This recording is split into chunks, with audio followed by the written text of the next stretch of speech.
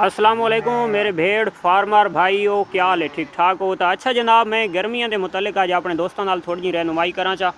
गर्मियां सर्दियों के ये चीज़ तुहाडे फार्म के लाजमी होनी चाहिए। दूसरे नंबर दे गर्मी के तोड़ वास्ते हुण तुसां देख गए हो तो इत्थे इन्होंने प्यास कोनी, उसके बावजूद इस चीज़ में लगियां खलोतियां ने। देखो सारे बुथाड़ शरीफ ही तरकाई खलोती हैं। तो ये जी चीज़ तले तुहानू सब कलर के महसूस थी पई है। तो जी सरसों दा ऐल होंदा है ना, तो सरसों वाली जी खल होंदी है। तो असां जनाब जो अपना तेल कढ़वाते रहने, तो वो खल असां उन्होंने कोलू वाला ना देंदे, नाल घिन के आने। तो ये जिस टाइम टप भरना है तो टप के तुसां एक आधा किलो एक चा के नहीं यार रोड़ा समेत विच सट गतनी है।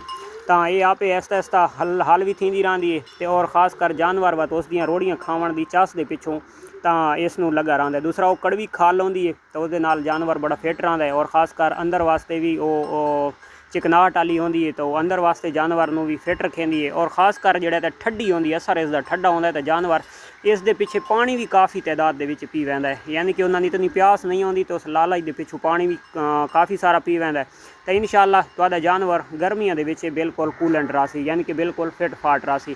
तो तुसां देख गए हो ये हुण पक्खा भी चलदा खलोते, और उसके बावजूद भी ये हुण पिछावे वाले पासे आहिस्ता आहिस्ता माशाअल्लाह सैकेंड टाइम माल निकलन लग गए। ये पानी की इन्होंने प्यास कोनी, उसके बावजूद भी इंशाअल्लाह पानी पीनी रासन।